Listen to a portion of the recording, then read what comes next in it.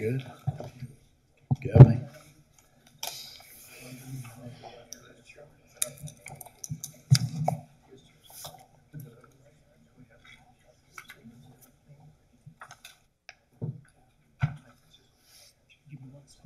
Yeah. Take your time. We've all got plenty of time.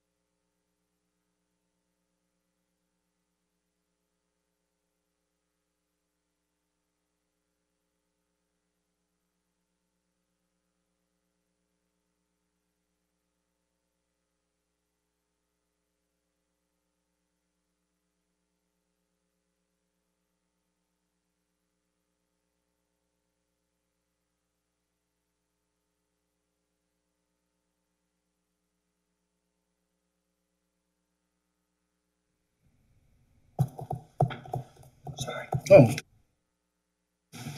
Just teasing. Okay, we'll call the meeting to order.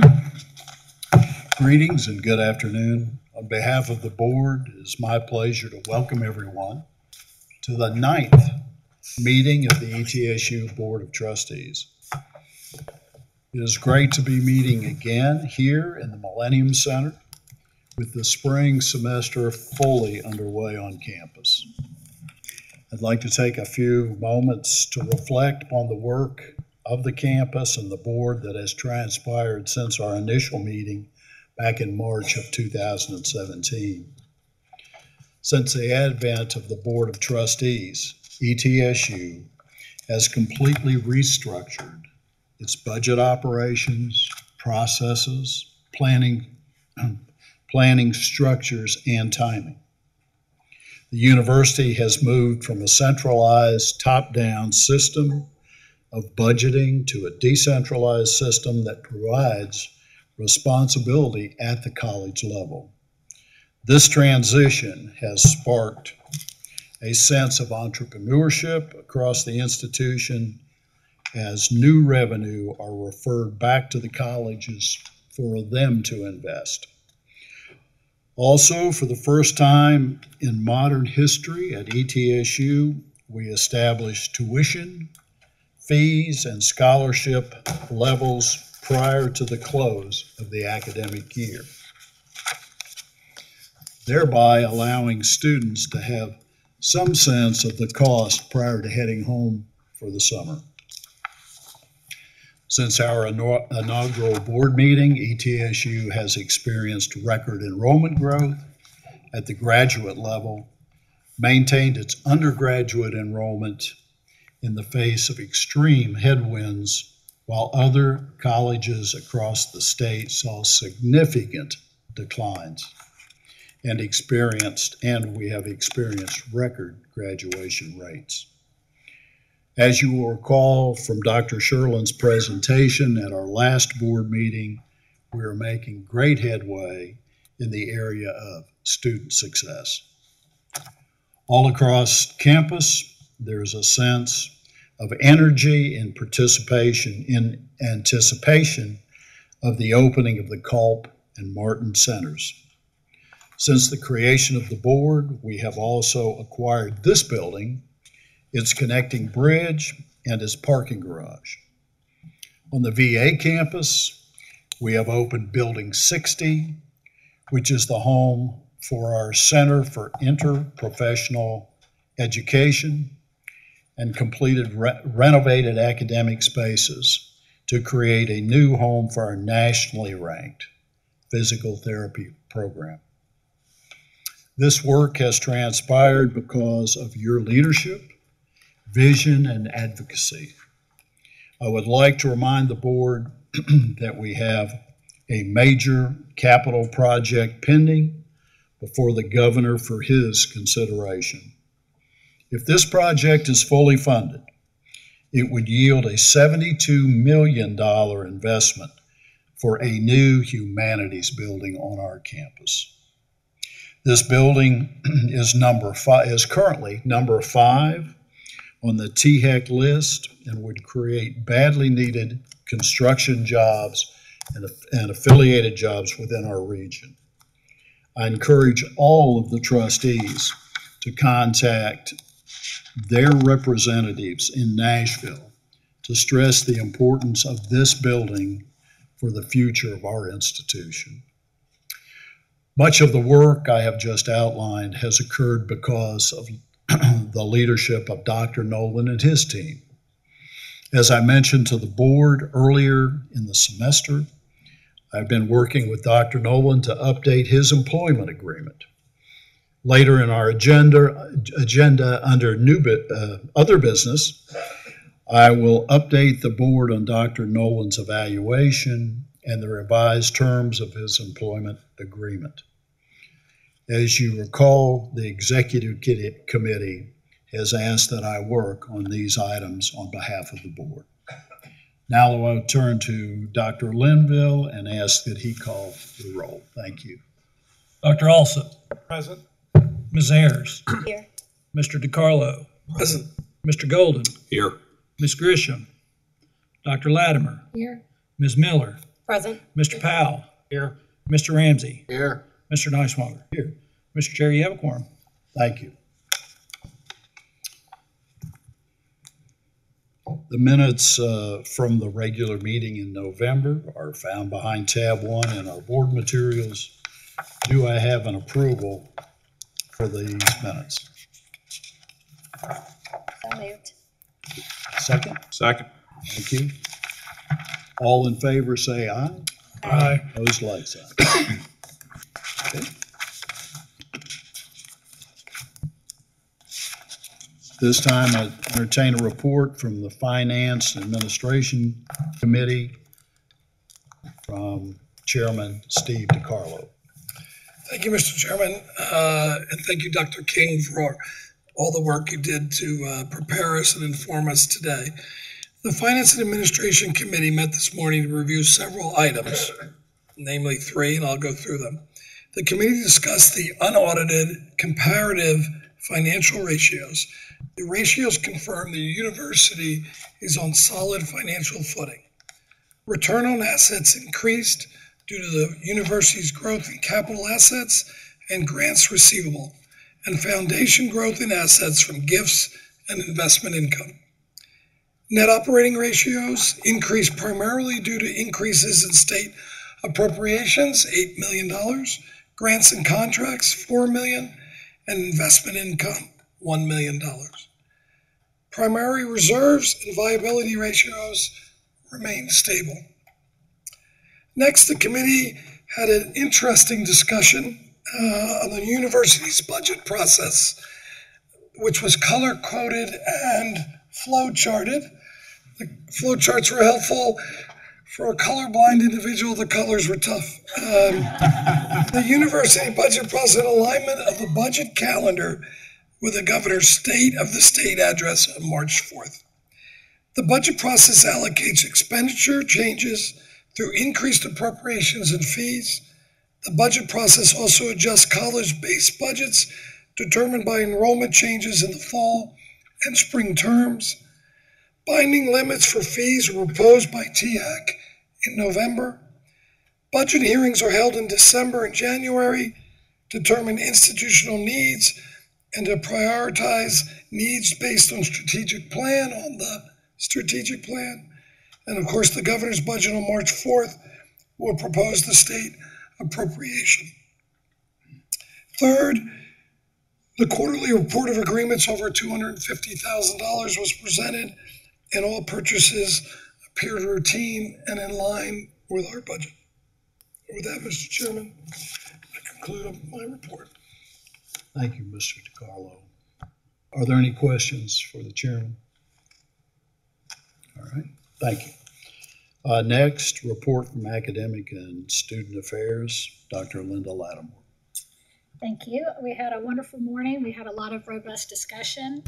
We had been discussing in previous meetings that it might be time to take a look at the actual name of our committee, Academic and Student Affairs.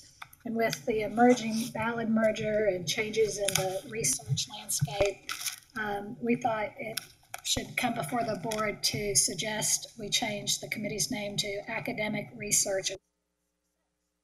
This will allow us to focus specifically on these items on our agenda and give it the attention it deserves. A lot of other universities that have these large health science centers, including a medical school, have the luxury of a larger board that perhaps could have its own specific committee to focus just on that subject. But because we are such a small board, we can't keep adding committees. So we would like to see this be absorbed into our committee, and we would like to have a motion about changing the name to Academic Research and Student Success Committee. All right. Can we consider both of these at the same time? We can. So then next, we will just move right along. Next in our action items this morning, we discussed tenure appointments with the rank of professor, and I think Dr. Bach might be presenting that. Or yes.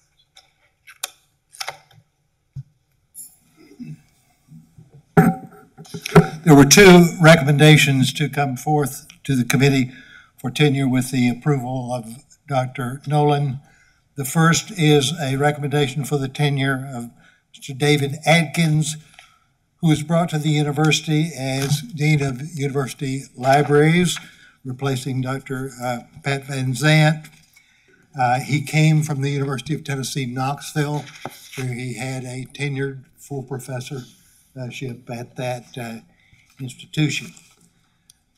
The second tenure recommendation was for Dr. Snodgrass, who comes from Milligan College, where he served as chair and professor of the Department of Healthcare Administration and Occupational Therapy. Dr. Snodgrass, Jeff Snodgrass, is recommended for tenure with the rank of professor in the Department of Rehabilitative Health Science. Okay.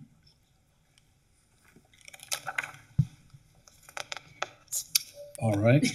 So we're going to have a motion for. We'll have two separate motions. I apologize. The first on the renaming of the committee. I'll move. Have a second? Second. All in favor? Aye. Opposed? Okay.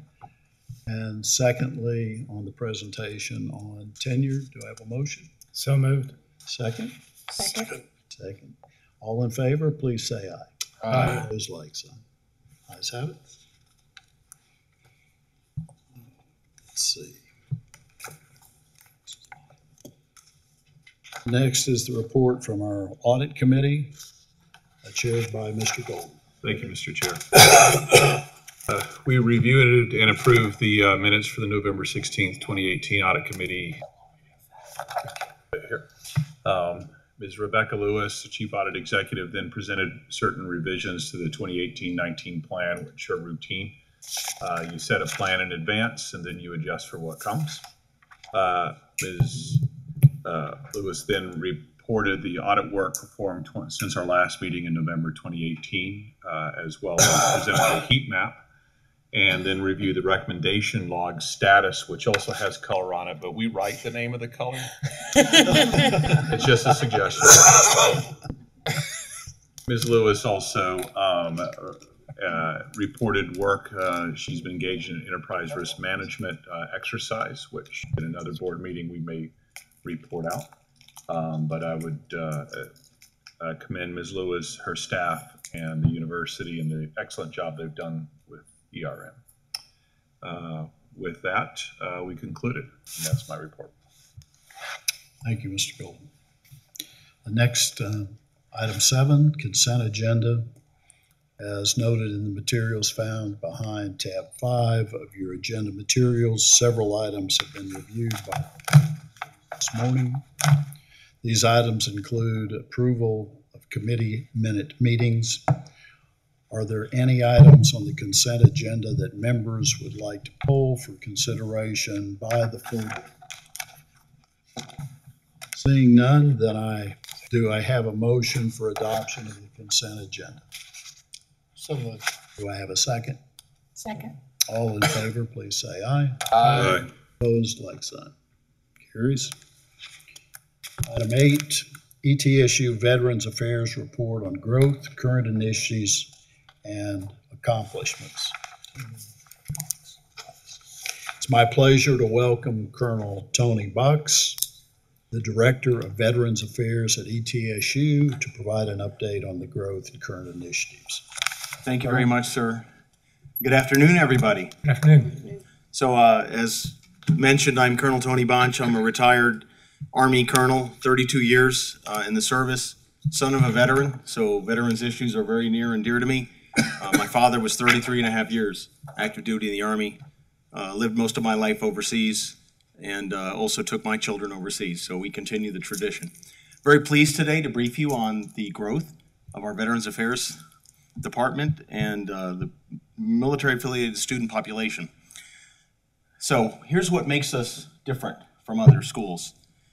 We started something this term that no other school, university or college in the state of Tennessee does, and that's a scholarship for military-affiliated students who has no GI Bill benefit at all. Either the parent was separated from the service before the post 9/11 bill kicked in, which was 2006, or the parent was in but did not transfer the benefit for whatever reason, or a spouse that was also left behind and not provided this benefit through the GI Bill.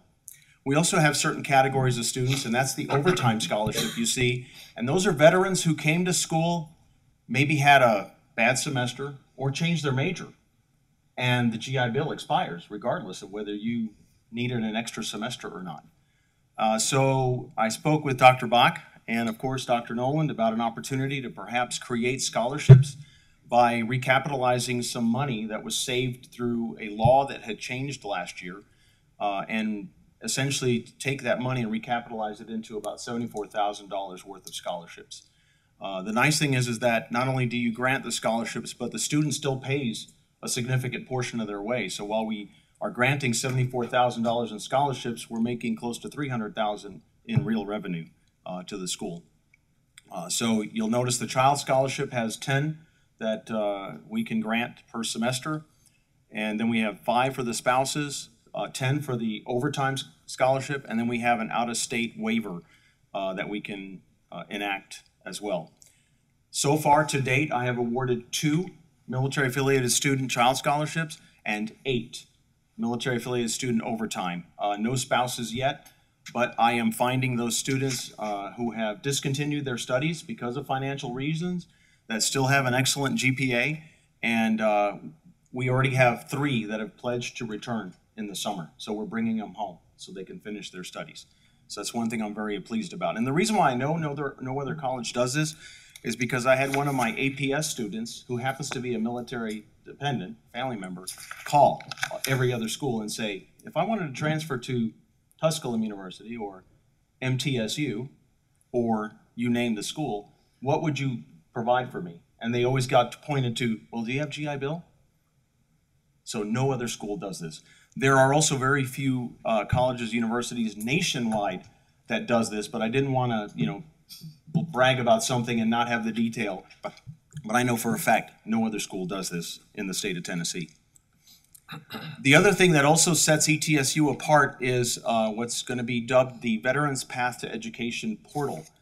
Again, thanks to the support of Dr. Bach, Dr. Nolan, and my boss, Dr. Ramona Williams of Enrollment Services, we put forward a proposal for an $80,000 grant, and we were one of 13 universities that received that grant a year and a half ago. And the purpose of the grant was to study military training and then find equivalencies in colleges and universities, and then determine with a faculty board whether credit could be granted. So we currently are in the process of completing several. We're looking at public speaking for a lot of our instructors that teach at military schools. We also are looking at first aid and CPR. That's for many of my 68 whiskeys. That's a military term for my medical folks that know how to do tracheotomies and small minor surgery. And they also include CPR and first aid and other courses that have equivalencies at East Tennessee State University. The beauty about this is that although 13 schools received the $80,000 grant, we're the only school that decided to create a portal whereby a prospective veteran student anywhere in the world can log in, put in their military specialty, the rank that they attained, and it's going to tell them exactly the credit that they could get, and it will point to specific academic majors. No other school in the state of Tennessee is even close to doing this. Most of them pocketed the money and are going, yeah, we'll study it. We're creating a portal that's going through beta testing right now, and we'll be launching that. And then the other thing about that is that the Tennessee Higher Education Commission may actually use ours as the example for the entire state of Tennessee, and all other schools will then gravitate towards our model. We did pick up another $25,000 grant as a result of our initial $80,000 grant success, and that is for marketing. So once we beta test this portal and we're ready to release it, we will start an aggressive campaign for veterans that are all around the world that will choose to come to ETSU. So there are a couple of states that do this, but they don't do it at the university level. They do it at usually the Department of Labor in Texas, and in Kansas tries to tackle this thing. So at the university level, we're really one of the ones that are ahead of the power curve on this. Now, let me talk to you about where we've been and where we're headed. You'll see on the right-hand side, we increased our military-affiliated student population now by 30% over 2 years. When I started here in September of 2016, we had 537 military-affiliated students. Today, we have 686, and we're still growing. Also, thanks again to Dr. Nolan's leadership, we dedicated a new military-affiliated student resource center, lovingly known as the MARC. It trebled the size of our previous lounge, and we were going from about maybe 400 students using it per month to over 1,400 uses per month. So the students greatly appreciate that. We thank you for designating that space. Dr. Bach chaired the ceremony where we dedicated on the 26th of March this past year. We have been declared military spouse friendly for the first time ever in our history last year, and we have just last month we were declared military friendly for our 9th consecutive year in a row. We also received the best of the best rating for the first time ever last year. So we continue to compete against schools nationwide for getting veterans to choose ETSU. You know, veterans are a very mobile population. I'm not from here, and I came here. And, you know, my kids, I have a daughter now and her son-in-law is retiring next month. They're coming here. And my daughter's going to pursue her RN in the fall at East Tennessee State University. And I've got 3 grandchildren that they have who are going to come to ETSU as well. First one in 2023. So we are planning. So that's the right-hand side. Left-hand side, things that I continue to work on. Again, as I mentioned, looking for military training that looks and smells and tastes like an ETSU course, and approaching each of the colleges, the deans, to help us determine whether or not it is worthy of credit being granted. Then currently we have in the pipeline, we're converting that grant-funded position. That $80,000 grant funded a person that was helping pursue that project. And so we've asked for funding to make that a permanent funded position in the Veterans Affairs Department. And it would be on a 3-year basis. We would evaluate that every 6 months to make sure that it's got the payoff to continue going down that path. And then the last item is a green zone training. For those that are not familiar with Green Zone, the Green Zone was a place in Iraq. It was one of the few places where we could take off our Kevlar and our body armor, and we could actually rest and settle down a little bit to reduce some of the tension. And it was surrounding the U.S. Embassy compound. It was a large area. There is a Green Zone training that's been available for universities and colleges around the United States to help attune our faculty and staff to identifying a veteran, because sometimes they don't want to be singled out. They don't self-identify. But our faculty and staff will be able to pick up on some signaling that maybe tells you this could be a combat veteran. The other thing it does is if you go through the training, and it's a 30-minute online module. It can be done face-to-face, but the faculty or staff will then be designated by a sticker. There's one over my door in Bergen-Dosset because I finished the training last year. But the veteran, if they're ever in crisis and they see that sticker, they'll at least know that that person knows the resources that are available for them. And so I'm already starting to incorporate the counseling center here on campus and some other offices to develop a green zone training program that I would like to kick off this fall. I just need to wait till I get the rest of my staff on board because we're currently in a hiring process for a new assistant director. So with that, I'm open to any questions, but I'm so pleased to be here and to be able to report to you on the progress of your Veterans Affairs. Would you tell us just a little bit more about your background? Languages. Oh God, yeah, somebody was telling on me. I speak 7 languages, Russian, Italian, Spanish, German, Arabic, of course, the Army taught me Arabic, French, and a little bit of English. I spent the last 15 years of my career, my family and I left in November of 2001 after I finished my Arabic training, and we lived overseas for 15 years straight. We did not come back. We were in Kuwait for our first assignment, then we were followed by Morocco, Jerusalem, and then I was in Germany again, Yemen, Lebanon, and then I came back to the U.S. and decided that I could retire after 32 years of service. So my children all speak Arabic and French. The school systems there teach Arabic and French, the local languages there, and of course several of them speak German because they were with me in Germany. 3 times we were in Germany. So my daughters are very international kind of students. Originally from Puerto Rico, that's my heritage. My parents are both Puerto Rican. My wife's from Iowa, Midwest girl.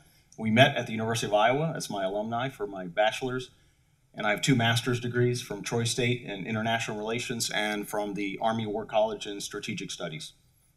So that's a little bit about me. 5 daughters, 8 grandchildren, 1 on the way in June. So just a little All bit future bucks. Thank you very much. Let me tell you how supportive this board is of all of your initiatives. Well, thank you for the opportunity. Thank you.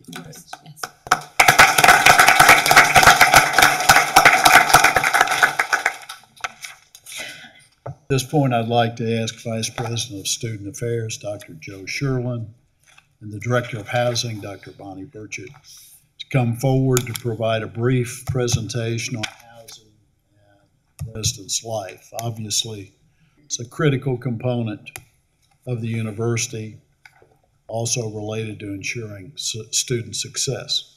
Dr. Sherlin. Thank you so much. We're so appreciative of the opportunity to be here and share some information about our Housing and Residence Life program. We have a significant commitment and investment in the student residential experience. We had some discussion this summer among university leadership about the top 10 items that keep us up at night. And if you're a student life officer, university housing is typically on that top 10 list. When you manage and run university facilities, as many of you know, anything can happen. Water main breaks to power outages to popcorn bag fires. And when your population includes 3,000 energetic, vigorous young adults who begin their weekend activities at 11 p.m., anything can happen. You have to have a team effort. And we do have a team effort. We have a chief financial officer who supports our housing program. In every meeting, she says, we need to take care of the residential experience. We have a facility staff under Bill Rasnick who focus on our residential facilities and responding and having the type of quality experience that our students need at ETSU. And fortunately, when I think of housing in the middle of the night, I typically can go back to sleep because I have a housing director who has been here for 40 years. And I won't say she's seen everything because every year in the middle of the night, we have a new experience that we have yet to encounter. But she has a deep reservoir of experience on which to draw. and she is a wonderful professional, keeps us focused on putting students first. And I'm so appreciative to give her the opportunity to talk with the program, talk a little bit about the program she's built.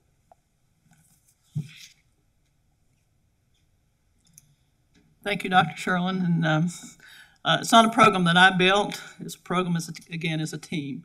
And it is a team. And I would like to say how fortunate I am. I enjoy something that most housing directors do not enjoy in the state, my colleagues, and that is a team effort from business and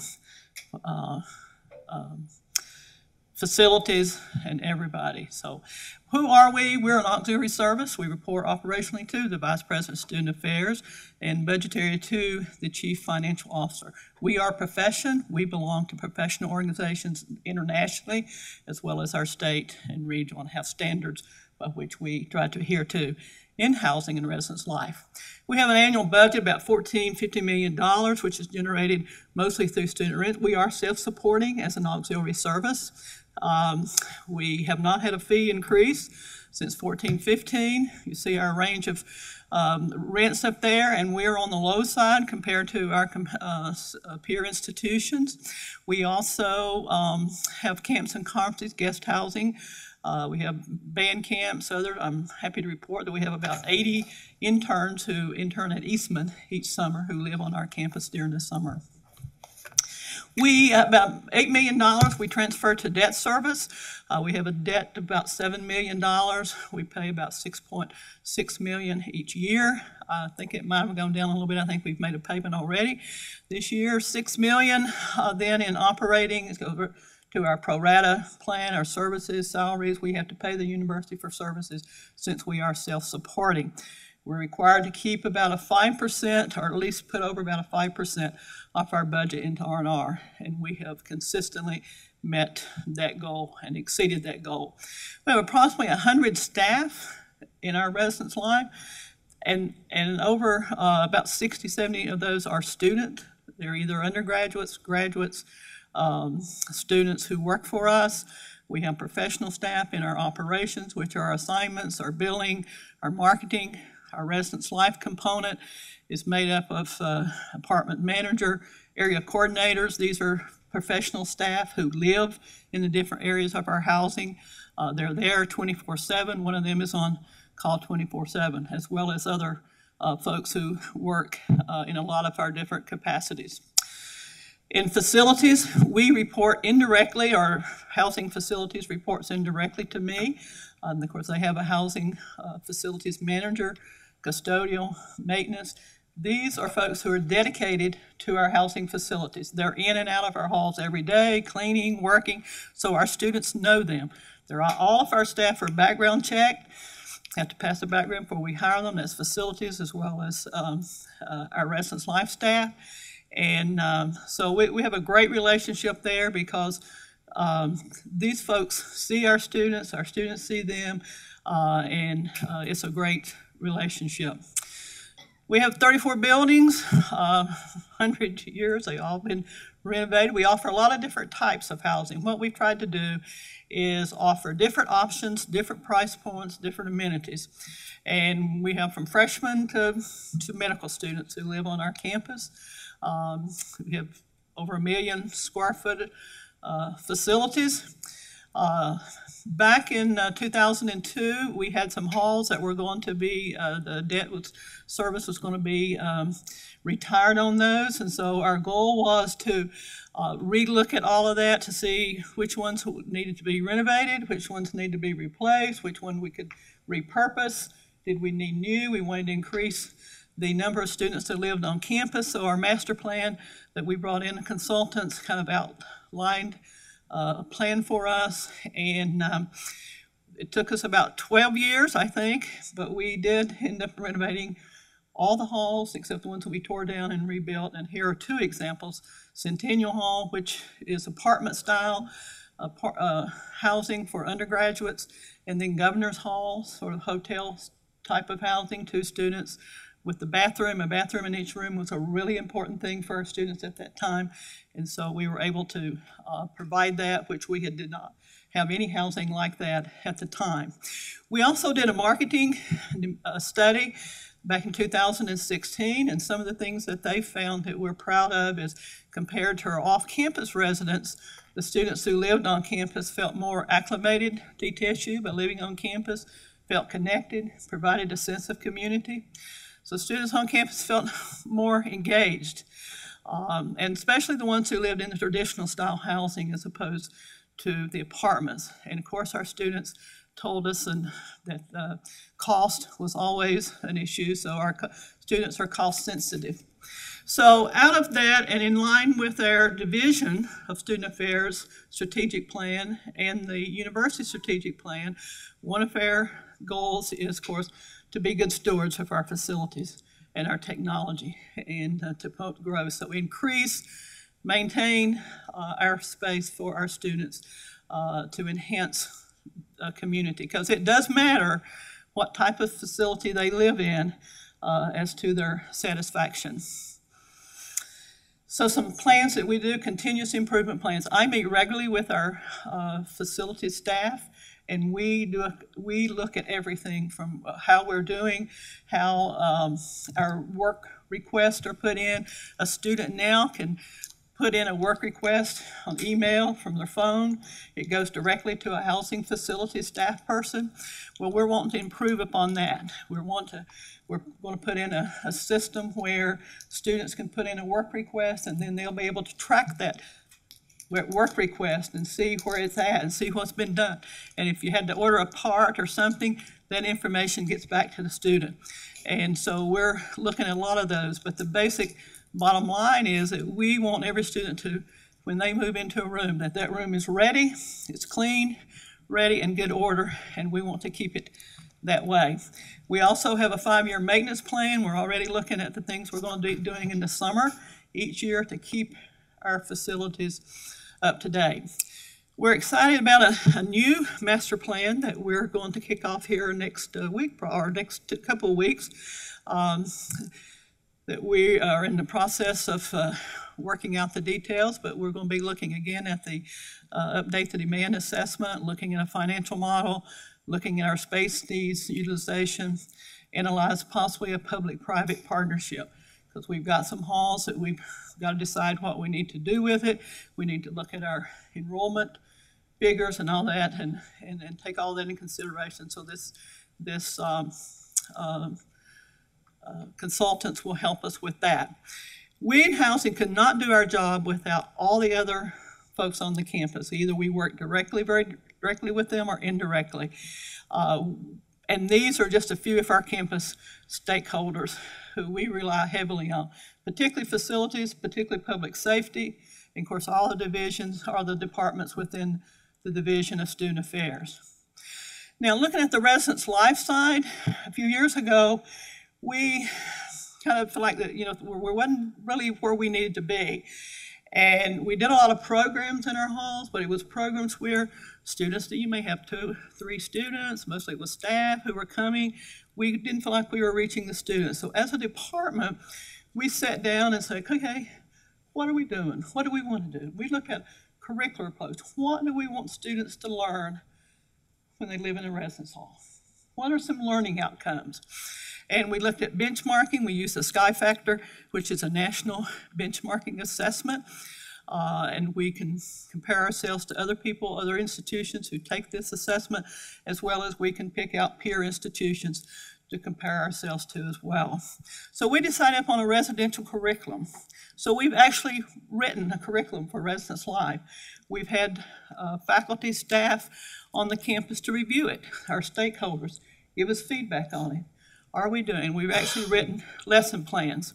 And the big key of what we got to is we need to have more personal contact with our residents. And a lot of this, how we can do it is through our RAs, through what we call drop-in conversations, stopping in, seeing residents, talking to residents one-on-one. And we'll start there. So that's kind of where we are. And there have been 4 outcomes that we identify that we want students to learn. And there's too much information here for you to read. They'll be available to you later.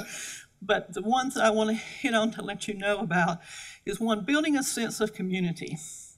We want the students who come into our residence halls to feel like they belong to the hall, to their floor, and to the university. So we do this through different ways we call circles, where the RA gets a group of students together, regular basis. They talk about what's going on in their lives, what's happening, what can we help you. So a lot of one-on-ones and a lot of small groups that we call circles. Civility. We want our students to, respect each other. And so we feel like that we can make an impact of that in the residence halls. So we have a lot of strategies, but one strategy here, again, active passive program. It could be a bulletin board. It could be some other type of program. It could be a lot of different things that we would utilize to help students kind of learn about civility. Another thing is interpersonal skills. Again, there's a lot of strategies. One here is roommate agreements. Roommates is usually one of the big things that students and parents are concerned about. Who is my roommate?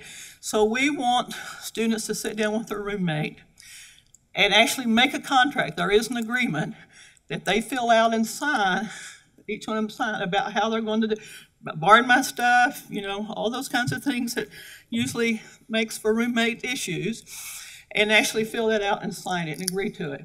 And then if there's a problem later on, we pull that back out and say, hey, what did we agree to here? Learning how to talk to each other. Used to, when back in the 30 years ago, students used the Post-it notes to leave messages. Now they use text messages and stuff if they communicate at all with their roommate. So, but we feel like we can impact this, and this is one way in which we can do it. And then the other thing is personal responsibility and accountability. The students taking responsibility for their behavior and for them for being here, part of their education. And there's lots of ways in which we can do that too, to work with students in the residence halls, to help students. It could be a thing of keeping up with your key or your card to get into your room. It's unbelievable how many students don't keep up with their key and stuff. So, we shouldn't have to go let them in every 15 minutes to their room. But other things, responsibility for their education, early semester progress report. If we got students in the residence hall who didn't really do well, we reach out to them. We try to talk to them. We try, what's going on? What can we do? How can we help you? Can we refer you? And then those who are doing really well, great. Keep it up. We're behind you. Let us know how we can help. So personal responsibility. So those things are 4 outcomes that we've identified as a staff and agree on. And we have lesson plans, lots of different strategies in which we want to impact students. So the second of our goals is to grow and enhance the residential experience, to engage students. We know students who are engaged in the campus life and residential life are more successful as students. They persist to graduation and are more likely, like I said, to graduate. So this is the other part of our goals that we're currently working on now. Increase the engagement. Our goal is this.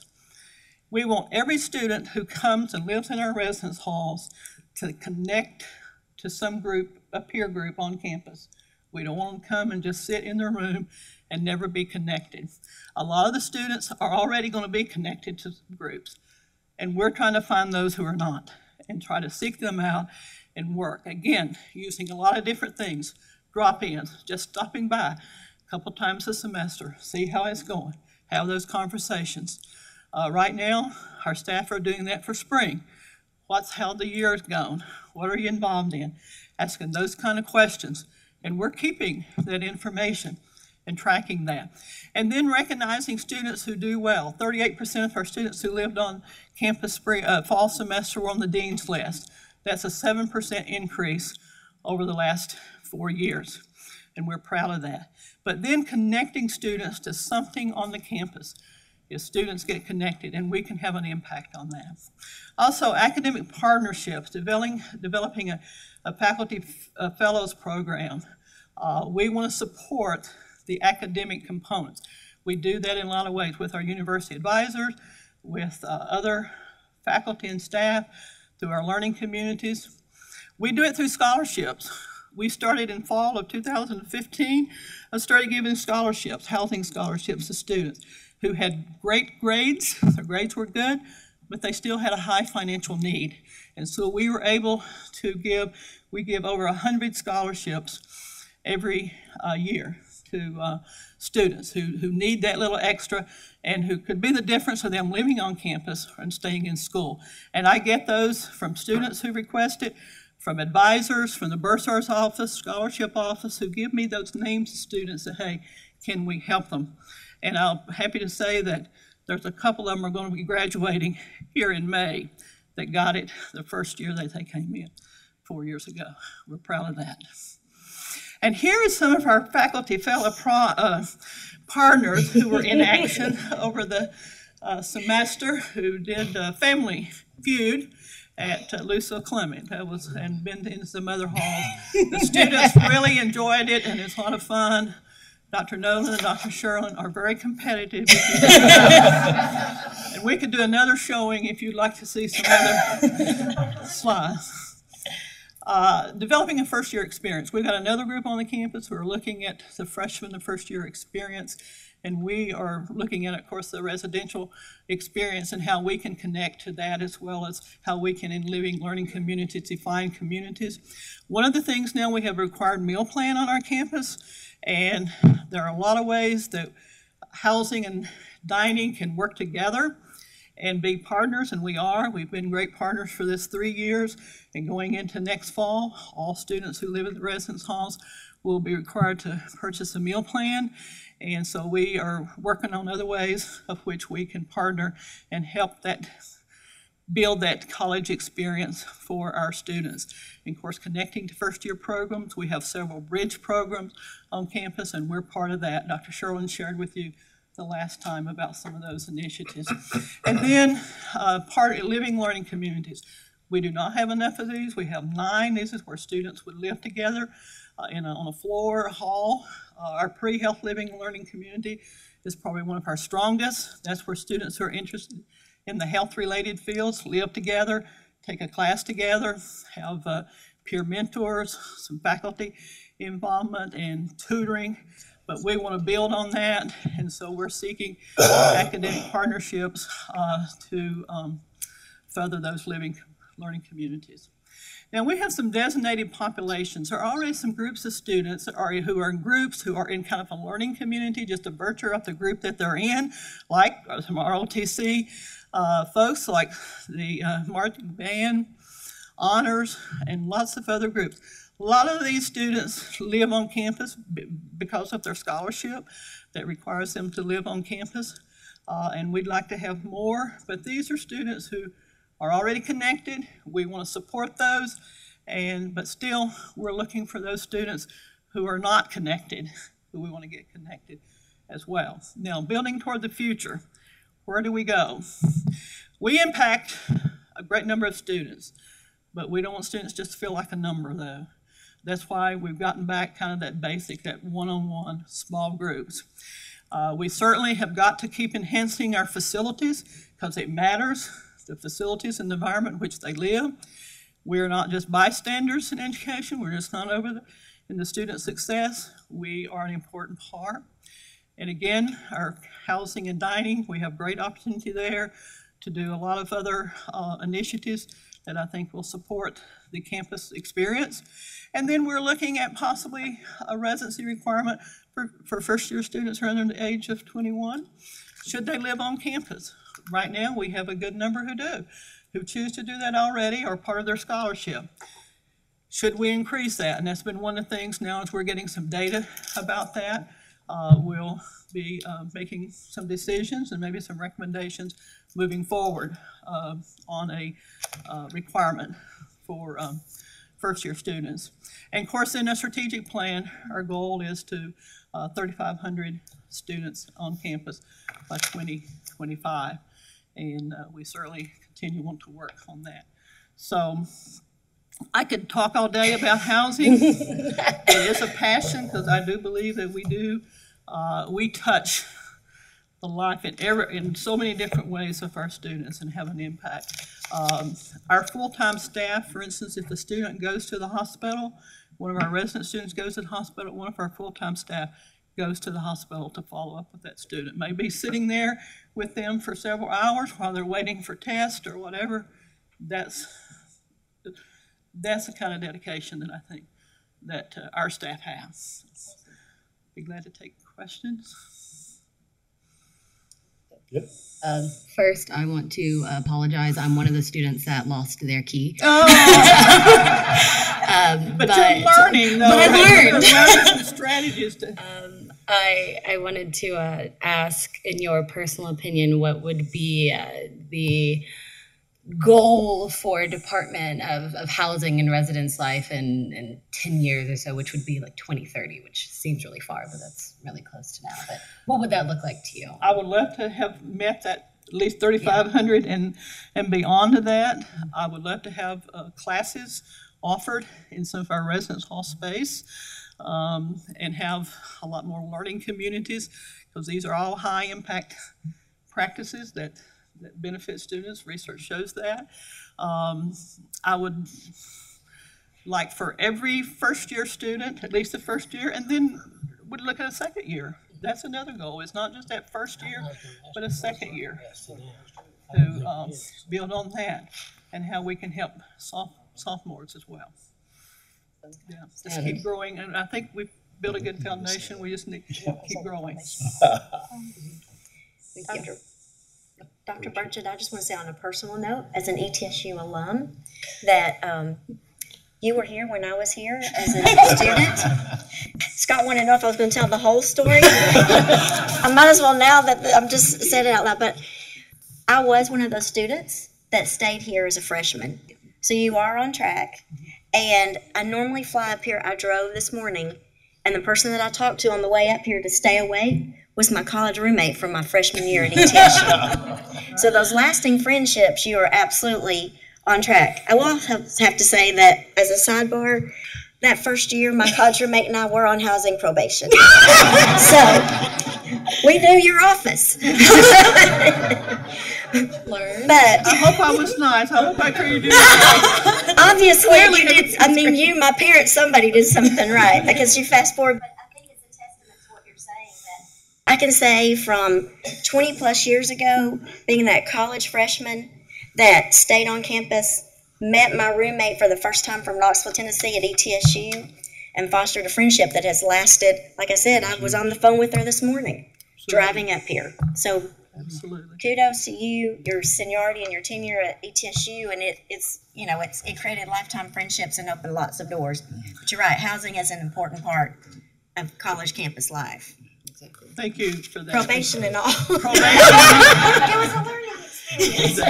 And I've had some to come back to me and tell me about their learning experience with that. And that's what it is. And that's part of the other part, taking responsibility, is through some discipline things sometimes with that. But the roommate thing is a big thing. And I don't think we have an orientation in the summer that some parent doesn't come up to me and say, "You were here when I was here." And so, yeah. And I think, it makes me feel old in a way, but in a way, it's a connection for them that I am still here. And they're able to, the stories that they've told me have been really good. Some After.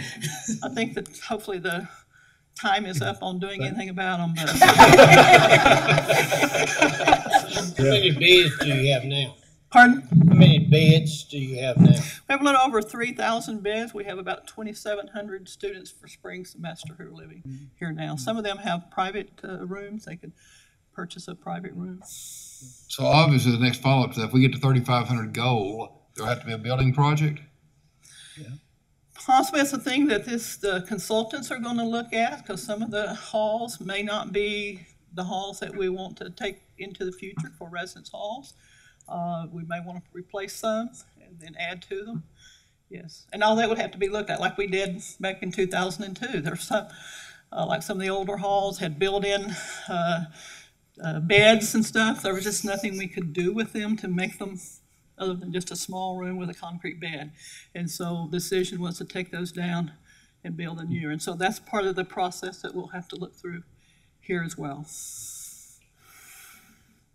Thank you. Thank you very much. You know, I think this really conjured up for everybody in this room some thought of when they. I was going to say dorms. I thought you were going to get a lecture on dorms, but it's not dorms anymore. It's, Well, we had a way of when your roommate or floor mate took your stuff, we had another way of dealing with it. So thank you for adding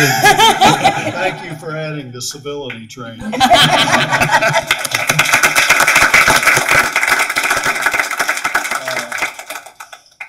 Well, it's that magic moment when we turn the podium over to Dr. Nolan for our president's update. Thank you, Mr. Chair. Before you start, Yeah. Board members, there was a blue packet that was delivered late. There's Dr. Nolan's agreement is in the back page right-hand flap, so be sure, if you haven't seen it, get a look at that before we start talking about it. And Mr. Chair, also within that packet are copies of my slides, so that way you have them for future reference or to start a fire on a cold February evening. But Mr. Chair, members of the board, thank you for the opportunity to provide an overview of matters that are in front of the institution here as we move through the spring quarterly board meeting on our campus. I'm going to use some visual images today to frame some things, because as you look at these images, they take you back in time when there was a focus on function and how did functions then lead to structural conversations. But these buildings emerged through a dedicated focus on the future of the university. And as you weave through these pictures, you'll get a sense of how over time, individuals put an intensive focus on function, which ultimately led to the importance of structure. There are a number of individuals in the room who I want to thank for being present. They're part of the shared governance infrastructure of the university. Our student body president, Megha Gupta, the president of the Staff Senate, Stephanie Murphy, and the president of the Faculty Senate, Bill Flora. Thank you for being here today. But also I want to in particularly thank my wife, Donna Nolan, for being present today. She's been a single mom for more than 7 years. When you talk about shared governance, it's truly shared governance. So Donna, thank you for taking the time to participate in today's board meetings and for all the things that you do for the university. It's hard to believe that our first meeting was March 24th, 2017. And it's amazing how quickly time has flown, but it's also amazing the number of significant elements for which we as a campus have been able to make progress. But before we look at what we've done, I want to take us to where we've been. We are an institution that's rooted in service. We're an institution whose singular purpose is to serve the people of this region, and that founding mission was established by our first president, Sidney Gilbreth, for whom the first building on our campus bears his name. And my comments to the board this afternoon are conceptualized within the following frames. What are some emerging issues on the national state landscape? What are some things that are happening here on campus? Within our strategic plan, where are we in terms of facilities planning? Some things with culture and safety, structure, student success. You can kind of read those for yourself, but I'm also going to spend a little bit of time kind of reviewing how some of the items that we discussed at our board retreat over the summer. You asked, what are the things that keep me up at night? I'm going to share with you survey data from presidents across the country so you can see some similarities across the things that I shared with you and items that are emerging at the national level. So here we fast forwarded to the mid-1930s. You see Gilbreth Hall in the center. The large building to the right is Alexander Hall. That building opened in 1929 to educate 525 students in what was then a model lab school that operated on an atypical calendar, Tuesday through Saturday, so that folks could come in on horseback and watch the innovations in pedagogy that occurred. That building's still there. It educates 500 and some students, and it still runs on an atypical calendar. It's one of the few year-round schools in the region. But you can see the campus beginning to evolve in terms of function and form as its physical structure changes. So at one of the board meetings, I gave you an overview of the top 10 challenges facing American higher education. And I'm putting this up to show that as much as things change, they stay the same. You can see in 2008, the year of the economic downturn, what were the major issues facing the nation's system of higher education. And you can see those issues now, from changes in federal law to revenue growth to affordability to economic development and workforce. Guns on campus could parallel right across to number 5 in 2008 of campus safety. So what I'm noting is, just as faces on our campus, as Trustee Ayers noted with Dr. Burchett, remain constant, sometimes so do the issues. But some issues have emerged in terms of importance. So when I spoke to the board over the course of the summer at that retreat, I said one of the things that keeps me up at night is enrollment. Well, you can see that when presidents across the country were surveyed, that was their number one response. 74% of the presidents stated that among the most pressing concerns that they and their institutions faced were increasing enrollment, followed by student success, controlling cost, and strategic planning. If you look across those top 4 items, they parallel all the things we talk about here. They parallel our agenda items, they parallel the points of investment of my time. Where I would say we're a little bit different than the other institutions is at the bottom of the list in risk management. The work that we've done, thanks to the leadership of Trustee Golden, to focus on risk, to focus on enterprise risk assessment, to build some units. We're building a compliance unit. So I would say for our institution, that's a little bit farther up on the list than it is for my peers. But nonetheless, a strategic focus on enrollment is central to the operations of institutions across the country. And when presidents were asked to talk about the financial risks facing their institutions, the number one financial risk was enrollment decline. And I would say that's one of the top risks for our institution as well. We're at 14,680 some students this year. We had 1,976 freshmen. Our ability to meet our strategic planning goals is predicated on growth. Unless we're able to grow, we're not going to be able to articulate the goals in that strategic plan. But then roll up underneath that is budget cuts. We're fortunate in the state of Tennessee that for the better part of the past decade, we've had sustained investments in higher education that has not been shared in other states across the nation. Illinois, for example, went more than 2 years without a state budget for higher education. So for many presidents, among their top financial concerns are state appropriations. But all presidents are putting a greater focus on student success. And as you'll recall from Dr. Sherlin's presentation at our last board meeting, there are a number of things that are underway, from living learning communities like Dr. Burchett discussed, to the addition of additional advisors across the campus, to our 15 to Finish campaign. We're putting a lot of effort around initiatives that we as an institution can implement to help ensure that more students realize the ultimate goal of coming to college, which is the receipt of a degree.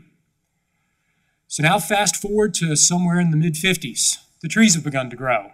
You can sense the maturation on campus, but as you look into the distance, you see there's still a lot of farmland behind the campus. But focus and form have come together to start to create a structure of what is emerging as a college getting ready to transition into a university. So that's my segue into where we are in enrollment. As we look at enrollment across the state of Tennessee, that concern that presidents have about stagnant enrollment or declining enrollment, you see across the state, enrollment from a headcount perspective is down a little bit this year over last. And after you move past the significant increase that was a result of the Great Recession, enrollment statewide has relatively stagnated. Now, this number is interesting because think of all the things that we as a state have put in place. Tennessee Promise. So even with Tennessee Promise and Reconnect, enrollment across the state is still relatively flat. But we're graduating more students, which means the focus on student success at a statewide level is yielding fruit, because while enrollment's stagnant, the number of students graduating with both baccalaureate and associate's degrees is increasing. Quick little update on Promise. You see Promise in year one, there were 57,698 students who applied. Cohort 4, 62,000 students who applied. This is data from the Tennessee Higher Education Commission, but you can see as Promise matures, you've got a large number of students there who remain enrolled. You've got significant increases in the number of students who've graduated with an associate's degree, and then you see the students who transfer out. Promise is still early in its evolution. It will take several more cycles for, I think, everything to settle. But what you're seeing is a program that continues to bring more and more students into the higher education pipeline. Quick update on the Tennessee budget landscape. As you can see on the slides, our budget is stable. However, there's a little bit of a shifting support in terms of how we view things coming through the funding formula. We're fortunate in that we're in a state that supports capital construction, but there's an expectation for major projects such as the Humanities Building of a local match. And it will be interesting to see as Governor Lee's budget emerges here in a few weeks, how conversations around rural issues and technical education not only impact our institution, but impact our rural region. So let me pause for a second. One of the things that was brought forward by the board to our attention at the past couple of meetings is the desire for a little bit more conversation and a little bit less lecture. So before moving into the next section of slides, any questions on any of the matters that I've outlined in terms of state landscape for enrollment or Tennessee Promise? All right, well then I'll move on. This picture is from the 60s. The orientation is a little off, so you've got to go up to the top of the slide. You see Gilbreth Hall up there in the center.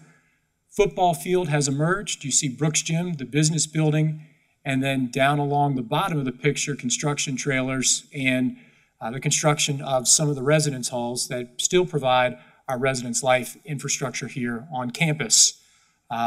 You see a campus there at that point that was holding an enrollment of 6,200 students. The budget for that 6,200 students was a little bit different than it is now. Up until the past 2 years, we ran a centralized budget system. As Dr. King mentioned, we have moved into a decentralized budget model, a process that we walked through at length today with the Finance Committee. What that budget model does is it creates a spirit of entrepreneurship across the campus.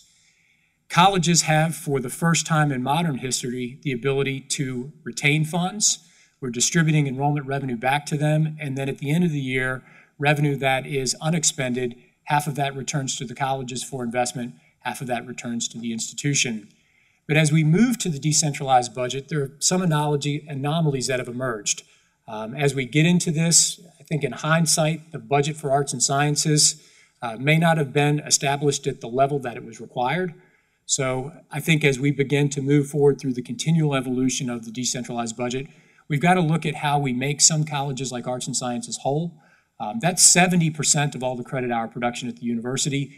There's a lot of gen ed instruction there. And as more students are taking dual enrollment, AP, et cetera, they're coming to campus with college credit. That's wonderful. It helps fast track their receipt of a degree. But if you're a college with a heavy emphasis on first year instruction and students are bringing that first year instruction before they arrive, then you've got to look at how things are distributed.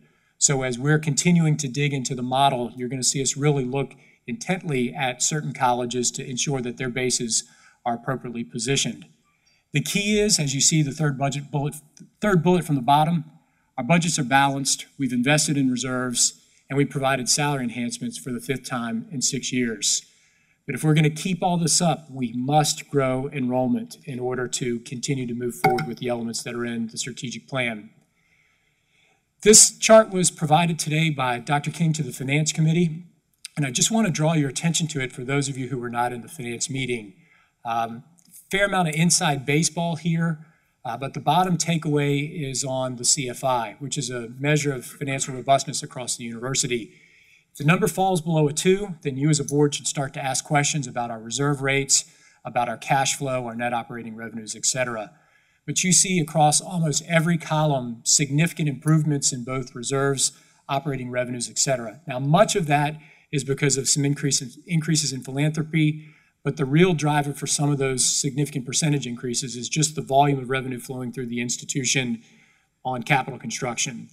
But the takeaway is our CFI is stronger than that for the other locally governed institutions and for the average of the UT system as a whole. So financially, we're in solid shape, but we've got to stay focused on enrollment to maintain these numbers.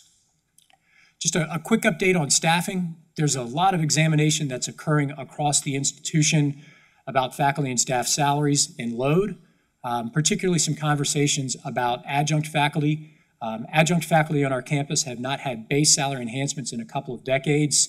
Their salary policies were limited by Board of Regents policy, so I think you'll see us as we move through current and future budgets really put a focus on how we impact salaries across the board. But the point's up top. 66% of all of our instructional hours are taught by full-time faculty, which is, particularly at the lower division level, above the average for the LGIs and above the average for the Board of Regents. I want to talk a little bit about perceptions. One of the things that you've encouraged us to do is to survey, to get the perceptions of our faculty and staff, to get a sense of what people think about the products that we're providing, and are we doing a good job. So in 2018, we conducted a State of the University survey. There were more than 3,500 individuals who responded. That's about a 22% response rate. It's the largest number of respondents we've had to a survey of this type. 81% of the respondents said if you'd give the university a grade, they'd give us an A or a B. 72% stated that they felt the university was headed in the right direction. And 88% felt that they were optimistic about the future of the university. And when we talked to our faculty and staff about would they recommend us to others, most, 89%, said that they would recommend us to prospective students. 87% of the students surveyed stated that their professors are eager to help them. And 86% stated they agreed or strongly agreed that their professors cared about whether or not they succeeded. So why are these numbers important? They're important because we're in a competitive landscape. Every day we're competing for prospective students and competing to keep our current students here. Students have lots of choices and options, from Tusculum to Milligan to Knoxville to Purdue to Miami to you name the institution. Our best ability to grow is our ability to tell our own story. So if our students can act as ambassadors telling the story that's here, that's powerful. But I say all the time, we're a major university. We have all the moving parts. Degrees in everything from the Quillen College of Medicine to Bluegrass Old Time Country Music Studies. But we still have a small school feel. So when you walk across that campus, our competitive market advantage is small classrooms. The bulk of the courses are taught by tenured faculty who care about the success of their students. So I share this with you, A, because you'd asked for it, but B, I want to give you a sense of how a lot of this links back into our strategic plan. And then we ask our students what they thought about the experience in a separate survey. The full results of this will be out in a couple of weeks, but I wanted to give you all an early glimpse. So we asked our freshmen on a 0 to 10 scale, how likely would they be to recommend ETSU to a high school senior? 45% answered 9 or 10. So those are promoters, people who are out there actively promoting the university. But you see we've got 17% on the other end. So where we've got to do some work is if within that net promoter score to move more students to the right of the equation. Now, I'm not altogether surprised that some of these numbers may not be where they have been in the past or where they'll be in a year and a half, because think about what's happening on campus. We're renovating the Culp. So if you're a freshman living in a residence hall, we've reduced the number of food options that are available to you, and you're dining in a construction site. So I'm hopeful that when we open the Culp this time next year, that the impact of the Culp and the enhancement of facilities will help drive some of this. But ultimately, the best predictor of a student's perception of their undergraduate experience is the relationship that they build with faculty and staff. Our son Jackson goes to school in a building that you saw a picture of that was built in 1929. The building's nothing to shake a stick at, but the instructors are world class. And it's the instructors that ultimately help to drive these numbers. But I'd just give you a sense of the things that we're assessing to try to get a sense of what others think of the job we're doing. We've also talked to alumni, asking alumni to rate their decision to attend ETSU. Would they promote us to others? What was their experience like? And then what was their overall opinion? So you take the answers to those responses, you put them together, and you have what's called an affinity index. You see our affinity index when we did the survey in 2017 was 79%. That's the highest benchmark that we've achieved in all the years that we've done the survey, above where we were in 15, above where we were in 11, above the rate of comparable Carnegie institutions, and pretty close to the all-institution average. So some things are trending in the right direction. So let me pause for any questions on that material before I transition into the next sequence, which is an update on enrollment. So here we are at some point in the 70s. The campus has continued to evolve. Those residence halls that you saw construction trailers before are now built. That's Lunsford Hall at the end. You see the dome in all of its glory, but you see State of Franklin still doesn't exist. But form and function are coming together to change the structure of the university physically. Enrollment, this is for spring. You can see spring to spring to spring from 15 to 19 is relatively flat. We are seeing increases in graduate and professional enrollment, but our undergraduate enrollment overall is slightly trending downward. Our freshman numbers have somewhat stagnated. Even with all of the work we're doing in-state and out-of-state, we're still right around 1,800 or so freshmen. This is a solid number in terms of where we are from a budget perspective, but now for about the 5th time, if we're not able to grow, we're not able to meet our strategic planning objectives. Positive note, our retention rate numbers are kind of moving in the direction we want them to. So this is spring to spring. Well, this is fall to spring.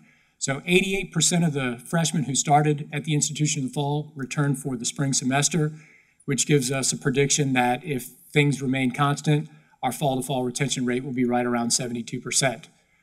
So we've got to move some things in the fall to spring retention rate if we want to impact our fall to fall retention rate moving forward. But fall to spring is a pretty good indicator of what the next fall is going to look like. Just as the state is producing more graduates, we are as well. Every single commencement for the period of time that I've had the honor to award degrees, we've graduated more students after more students after more students.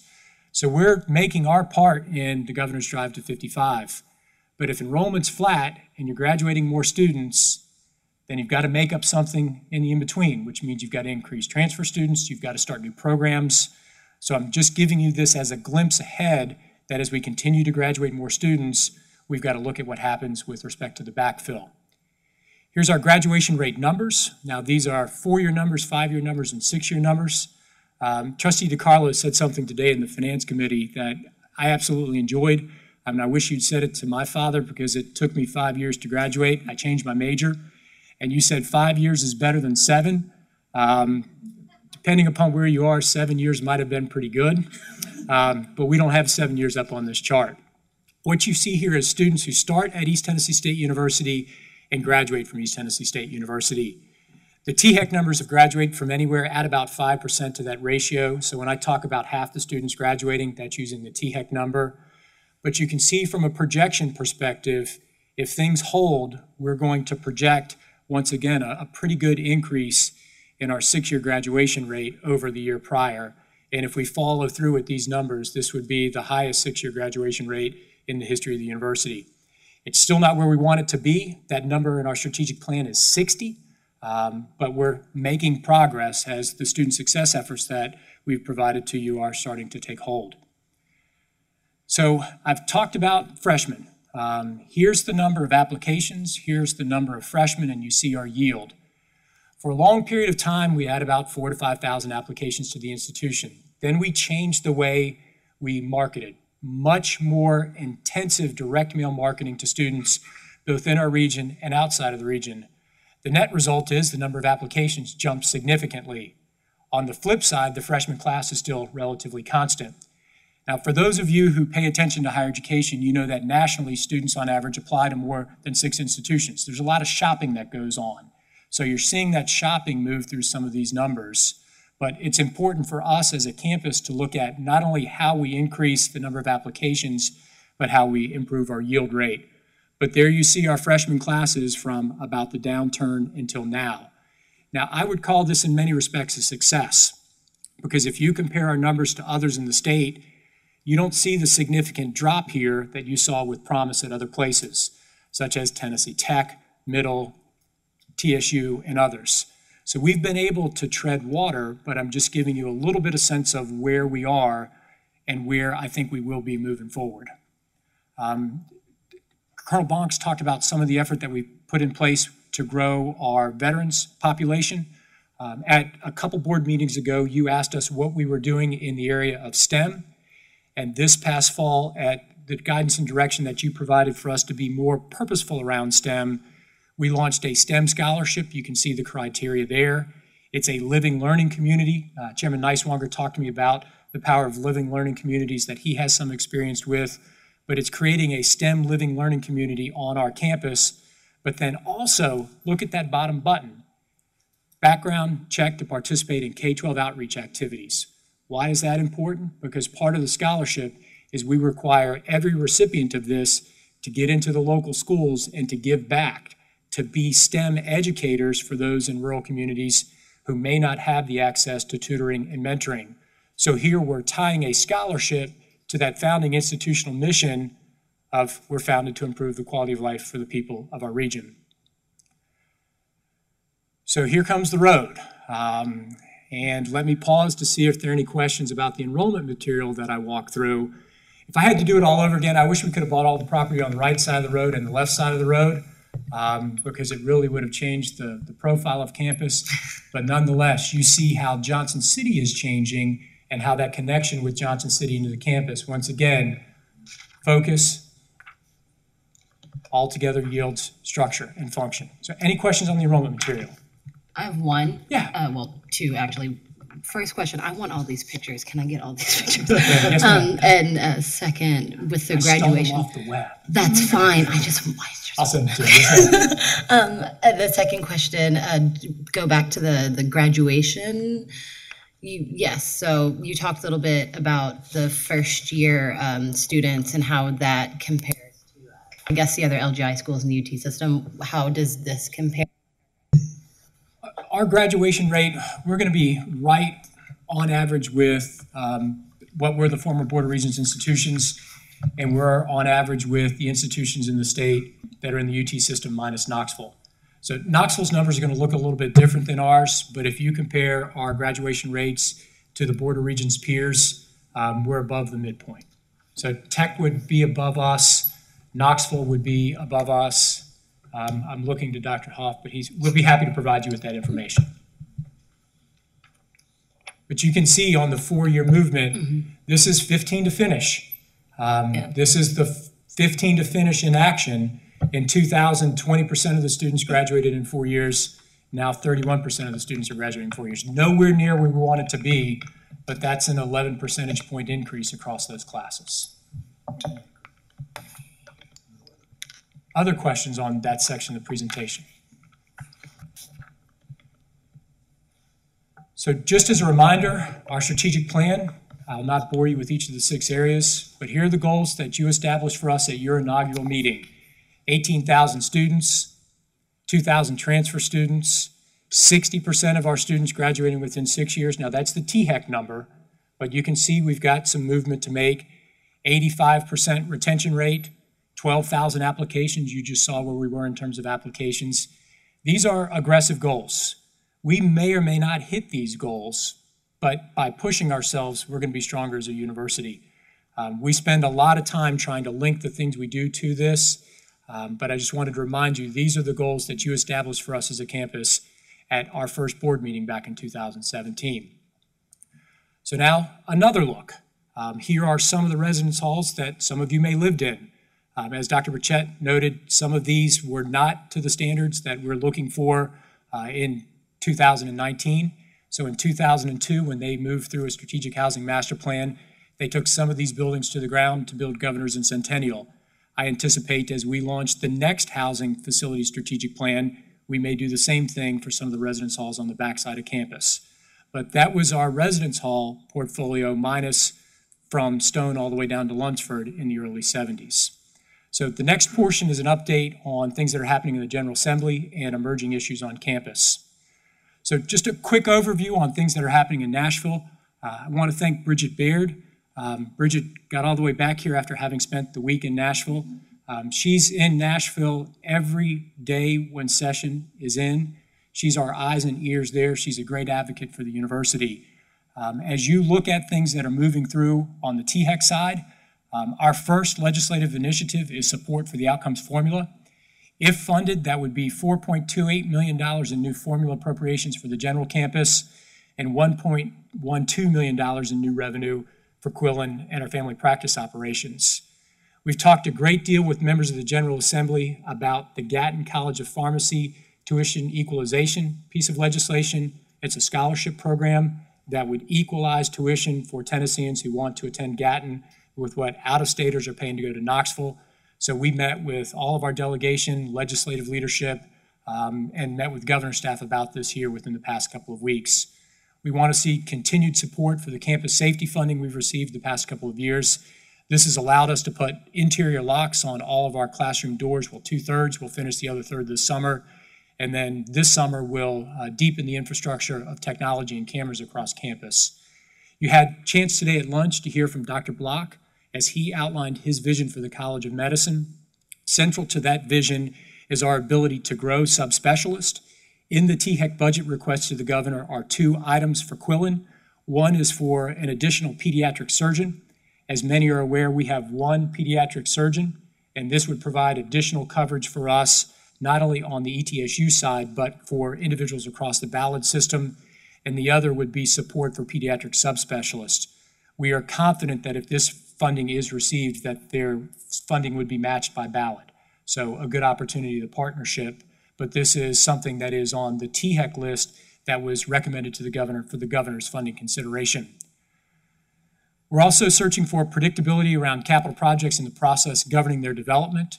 As Chairman Neiswanger noted in his opening comments, the humanities building was number 5 on the THEC list. We're very hopeful that it's funded. That'd be a $72 million project, all dollars in, $9.5 million of which would come from local matching funds. This would transform the center of campus, so the old University Center would come to the ground, and this would be a new home for programs such as political science, sociology, history, anthropology, etc. So for those of you who had classes in Roger Stout, it hadn't changed. Classes look exactly the same. We may have put some art on the walls, but that building is unchanged from when many took classes there. So this would give state-of-the-art classrooms for students who are in those humanities courses, the courses that comprise the heart of the Gen Ed core. There's $11.56 million in potential funding for deferred maintenance. It's HVAC, window replacements, lighting, safety, building envelope improvements. And then we're hopeful that as the governor begins to develop his agenda, we can get a greater sense of what his emerging focus on rural Tennessee looks like, potentially the opportunity for focus on rural health, given the fact that we've got one of the top 25 colleges of public health in the nation, and we have leading experts on rural health. If they're going to do something on rural health, I hope they look to our faculty for guidance and direction. Here's some of the initiatives that are on campus. We've launched a dedicated marketing campaign. No longer can folks say, where are the billboards? There's billboards in Johnson City, billboards in Knoxville, billboards in Nashville, and billboards in Chattanooga, trying to get out across the state awareness. Now, billboards aren't the be-all, end-all of a marketing campaign. If that's all you're relying upon, you don't have a very strong marketing campaign. There's all kinds of elements that are enveloped in this, but that was launched to help support the growth agenda. We're doing a top-to-bottom review of our Title IX policies and staffing. We are building a compliance unit. I've interviewed 2 candidates for our Chief Compliance Counsel this week. We have one more coming next week, but when that's done, this will allow us to have a greater focus on risk than we've had in the past. But not only what do we do when we have an issue, but how do we put forward training and professional development to identify risk and have an awareness of risk the same way that we have an awareness on student success. The board asked a great deal of questions about campus safety.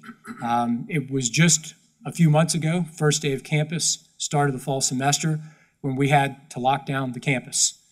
You want to talk about a good learning experience, lock down your campus at 11:20 on the first day of school, and that's a good learning experience. Since then, what have we done? We've put in place an emergency operations center, a hub where in the event of an emergency, all of the crisis team can come to one room. There's monitors, there's reporting, there's technology that allows in that room for strategic decisions to be made. That did not exist prior to that incident. We've enhanced our event safety protocols. If you go to basketball games now at Freedom Hall, you're wanded. If you go to commencement, you are now wanded. So we enhanced the protocols from a safety perspective as a result of the things that happened on the first day of the semester. We've put in place in some other areas as a result of audit reviews, safety officers at our Child Studies Center. As we move into the fall, we'll launch an integrated safety app that allows students to not only have a sense of incidents that are occurring across campus, but if I'm walking from the CPA back to Governor's and it's 10 o'clock at night and it's dark, I can push a button and my parents can track me as I walk across the campus. Or if I'm studying abroad in Rome, I can push the same thing and they can get a sense of where I am as I'm moving through that learning environment. And then I mentioned earlier our expanded camera infrastructure. That is ongoing and will continue to be implemented through the summer. We're also looking at things we can do to deepen our service mission. You had a presentation on becoming a trauma-informed campus. We will launch in the spring the Dr. Chris Dula Day of Service. We had the Festival of Ideas here in this building a few weeks ago, and that was just absolutely wonderful. I can't thank Trustee Latimer enough for making one of our keynote speakers possible, but I hope that you all will join us next year as we have the second Festival of Ideas. In particular, want to thank Dr. Jeff Howard, and Dr. Susan Epps was here wherever she went, who made it work. But there was something that occurred in this building that I don't know if I've seen at this campus. People lined up at the door 45 minutes before an event so that when the door opened, they could come in and get a seat. We don't have that at basketball. I know I don't have that at staff meetings because I'm the last one to walk in. But it was a standing room only crowd to hear Doris Kearns Goodwin speak. That's what this institution is about, to bring people from around the region to celebrate the academic heart of the university. We continue to move forward with restructuring of HR. We've launched our Presidential Fellows Program. Dr. Bidwell and Dr. Scarborough are here today, and they were with you in many of the committee hearings. And then we will launch a capital campaign here later this spring to support scholarships, endowed chairs, et cetera. Ladies and gentlemen of the board, this is a lot of work. This is a great deal of effort, but as you'll see in a minute, there's going to be an effort that's coming forward that is as significant as these, if not more. In the Finance Committee today, we talked a little bit about tuition and fees. One of the beauties of the governor's budget coming on March the 4th is it gives us time. In any traditional year, if we already had the budget, we would have brought you a fee recommendation for a fee increase to cover our portion of the salary enhancements, plus a little bit of inflation, probably somewhere around 2.2%. But this time gives us the opportunity to explore what would happen if we went to a structure based upon 15 hours, 15 to finish. What would happen if we looked at fee simplification? What would happen if we looked at guaranteed undergraduate block tuition? So we're trying to look at best practices from across higher education.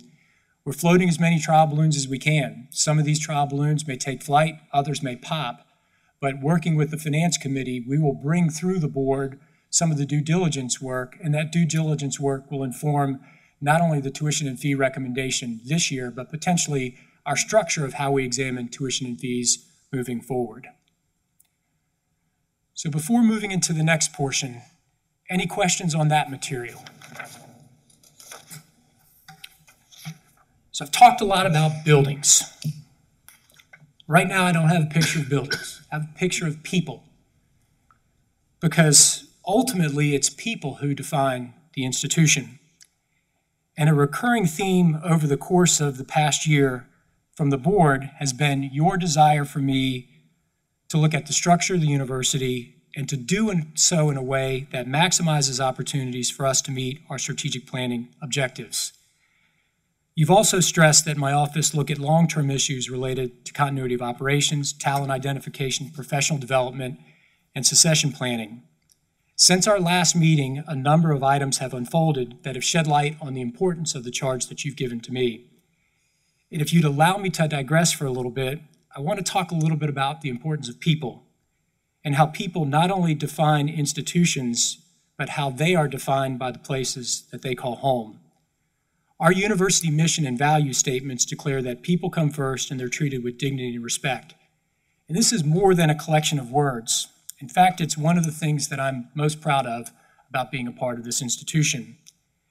During the month of January, 2 events transpired on our campus that brought home the power of those value statements. Early in January, we saw the loss of a beloved faculty member, the gentleman with the long hair that you see there in the center of that ensemble, Dr. Christopher Dula. Dr. Dula was more than a faculty member. He was a force of nature. When we needed someone to lead, he was the first to volunteer. You talk about study sessions and giving time to students. He did that for free. He's the student who, 20 years from now, when you ask alumni who are returning to the institution with their children, what faculty member transformed your life? He's going to be one of the individuals that you talk about. But here's what makes this special. Many of you own companies. Many of you work for corporations. How many of you had one of your employees asked to hold their funeral at your corporate offices? Dr. Dula's family requested that his celebration of life occur on our campus. And in January, more than 1,000 people came together in Brooks Hall to celebrate his life, his legacy, and service. And when it was done, I thought, I don't know if we could ever go through that again. Now fast forward a couple of weeks, same month. It's difficult to fathom that in the same month, another seminal member of this campus passed away in Dr. Angela Lewis. It seems like just yesterday, first senior staff meeting of the year, we're sitting in my conference room, and I'm sitting in the usual seat. No one really wants to sit next to me, so there was a vacant seat.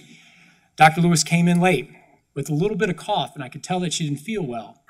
And I said, Angela, are you okay? And she goes, well, I've got a nausea, my head hurts. I just feel terrible. Now, it's cold and flu season.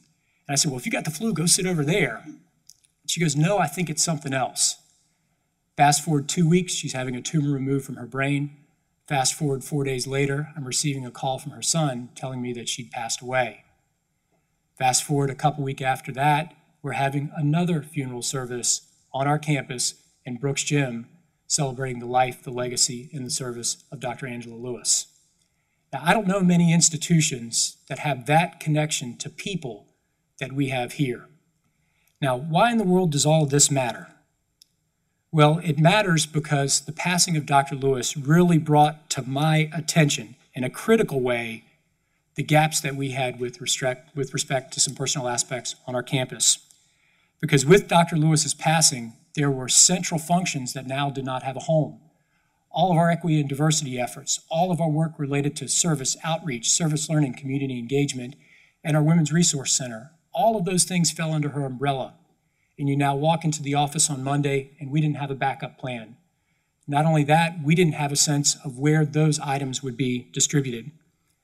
So as we then look at that, we have a number of individuals who are moving into the next phase of their professional careers. We have a number of respected and esteemed leaders on this campus who have announced their retirements. As I reported to the executive committee and to our committee chairs in early January, our chief legal counsel, Mr. Ed Kelly, has announced his retirement. We will launch a national search for that legal counsel next week. And Dr. Bird, you and I have been playing phone tag, but I'm very hopeful that you will chair that search committee. I just kind of drafted you.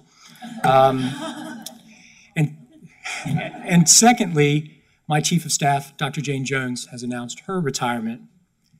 However, it is the next retirement that truly draws to the attention of the campus and the board the need to look at structure.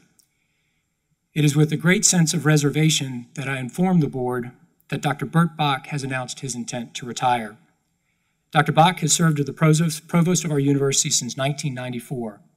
Prior to serving as provost, he served as our interim president from 1991 to 92, and he was the chief academic officer at the Tennessee Board of Regents. He has served the higher education system of the state of Tennessee for longer than many in this room have been alive. In fact, there are many in this room who have degrees from TBR institutions who owe a portion of your student success to Dr. Bach's leadership. Over the course of the spring semester, Dr. Bach will begin transitioning from his role as provost into a role of special assistant to the president, a role that he will serve through the close of the calendar year. In this capacity, he will provide leadership as we undertake a complete review of the university's structure. In the coming days, I'm going to announce the creation of a campus-wide committee that will examine university structure. This review will be framed around immediate, near, and long-term horizons. The review will examine opportunities to purposefully align structures with our strategic planning goals. This task force will report monthly to the executive committee of the board and will provide key progress updates to the trustees at each of their quarterly board meetings throughout 2019. And I anticipate that the committee will provide their full report to the board in 2020. I'm also pleased to announce that during this transition, Dr. Bach will work closely with Dr. Wilsey Bishop, who will assume the responsibilities of Vice President for Academic Affairs and serve as our interim provost. Dr. Bishop will serve in this role through the development and early phase implementation of this university restructuring process. And I think there's no one more well-positioned to move us through this process than Dr. Bishop. She's been part of more than 40-odd SACS committees. She's chaired more than 20 herself. In this past year, she was selected as the Outstanding SACS Chair of the Year by our regional accrediting body. So we have an in-house expert who's going to help move this forward. During this period of transition, Dr. Bishop's former role of VP for Health Sciences will remain vacant, and much of the day-to-day operations will be associated with roles led by Dr. Linville and by Dr. Calhoun. So as you can tell, there's a lot of moving parts that are getting to come into play. But this is purposeful. Form follows function, just as we have with other positions across the institution. When Dr. Richard Sander prepared to retire, Scott Carter was there. It was a seamless handoff. As Fred Warren has announced his intent to retire as our Meds Gulf Coast, there's a seamless handoff. And we will have a seamless handoff here as well as we transition from one period of leadership to the next. But during this period, particularly given the fluid post-merger landscape, it's critical that the Dean of the College of Medicine play a larger role in our relationship with Ballard. The Dean, and you've had a chance to hear from him today, should be positioned not only to directly represent the College of Medicine with Ballard, but he should be empowered to negotiate contracts and service arrangements and clinical opportunities and to develop a vision of research between the College of Medicine and Ballard. Subsequently, Dr. Bill Block will operationally report directly to me on matters related to Ballard during this transition process. I want to thank the board for your patience with my office and the campus over the course of the past couple years. I recognize that higher education moves at a different pace than business, and that pace has often led to questions of, why do things take so long? How open are you to consider change? And what's the ability of the institution to respond to both opportunity and crisis? I want to thank you for that patience because for more than 100 years, we were governed by Nashville. Nashville had a hands-off approach. We as a campus were kind of left to our own discretion, and we were left to do what we felt was within the best interests of our students, faculty, staff, and region. In the 7 years that I've had the honor to serve as president, I think we've done an admirable job of that mission. We're an institution that drives this region. We prepare our teachers, our nurses, our doctors, our small business leaders. And if you were to draw a 30-mile circle around this present spot, 80% of the people with degrees in that circumference graduated from here. I'm proud of the work that we've done, and I'm proud of the honor to work with the people that I have the chance to call colleagues and friends. Sometimes I have a tendency to care too much about people, and I let my feelings for people get in the way of other issues. I recognize that that's a pretty fair criticism, but I also recognize that I put the team that I have up against any in the nation. When you work with people, they become more than just colleagues. They become your family. When you're sick, they come visit you in the hospital. You do likewise for them. You celebrate milestones together. You suffer losses together. And in the month of January, my appreciation of the importance of the people of this institution was only deepened when I saw how much that people like Dr. Dula and Dr. Lewis meant to this campus, but also how much this campus meant to them. You see, institutions are defined by people. The names of people adorn the buildings across our campus, from Gilbreth Hall to Nix Hall to Alexander Hall. It's people who define institutions. And I thank you for giving me the opportunity to work with outstanding individuals and for having the patience with me as we begin to prepare for the inevitable leadership changes that are to come. So as you see on these slides, here are some of the things we're going to look at. In the immediate term, these are things we've got to do. We've got to find a proper home for the community service and service learning functions because right now, there's no one playing that role. We've got to find a path forward on diversity and inclusion. I want to thank Dr. Keith Johnson, who is serving as Special Assistant to the President, helping to develop a long-term plan for those areas. We've got to put together structural operations for the Millennium Center. We now own a conference center, but we don't have the staff to run a conference center. And then, as I've stressed time and time again, we've got to look at student success and recruitment. And those are things we've got to do now. Near-term opportunities are things that we'll probably take action on by the close of the calendar year. I floated a trial balloon on research and innovation at the last board meeting. We'll refine that and bring that back to the board, but I anticipate significant additions of structure in those areas. We've got to look at space, and then we've got to look at compliance and risk as we bring a new compliance council on board, as we bring a new general counsel on board, and as we finish the reorganization of HR. And then long-term, potential college mergers, college creation, and then college reorganization, and then to clarify the role of the provost, the VP for Health Sciences, and other senior administrative officials. So this is the work of the committee that I referenced, and that committee will be named here within the next week and a half. So today is not a day to say goodbye to Dr. Bach. We will have roast after roast after roast. There was a video that came out in the Culp with Bucky sneaking up behind me and clanging cymbals. Dr. Bach, I promise that we will not do that to you. But I think today is a day when we all realize that we need to begin planning with urgency for the future. I look forward to providing the board and the campus with updates as they emerge throughout the spring. I'd be welcome to address any questions on these or other matters, but I hope that you would join me in a round of applause, recognition, and thanks for Dr. Bach.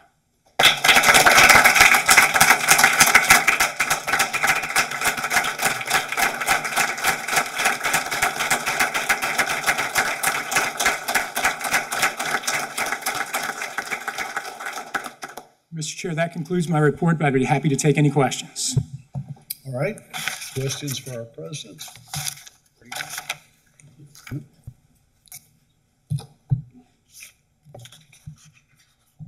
You'll fix it? Oh, thanks.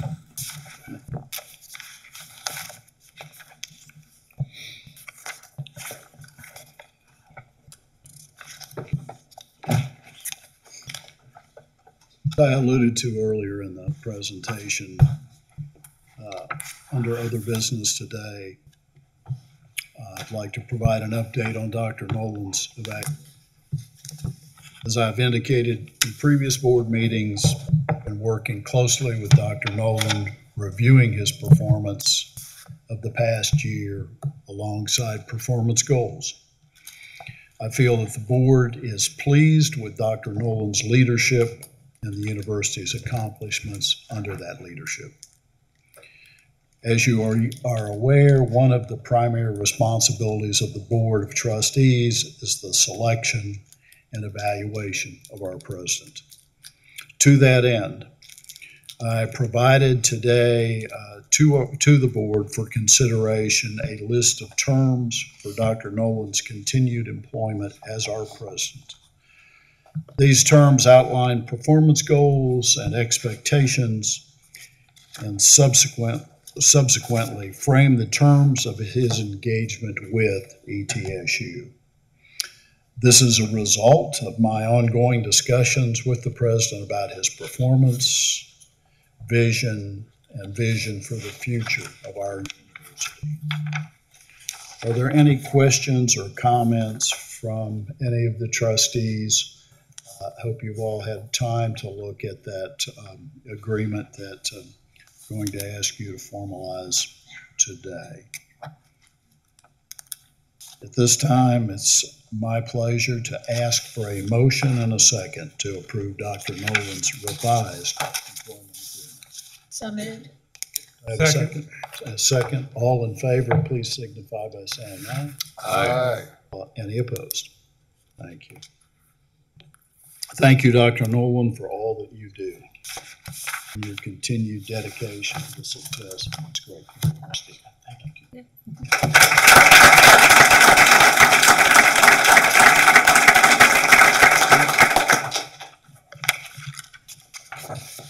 According to the Tennessee Code, the Board of Trustees has an ability to adjourn from its regular meeting and convene an executive session to discuss pending litigation. I note that with no other business in front of the board today, the board will now draw its meeting to a close and convene an executive session next door. Thank all of you for being here today and for support of this university and the team. Thank you. Gotcha. Motion adjourned, vote on it.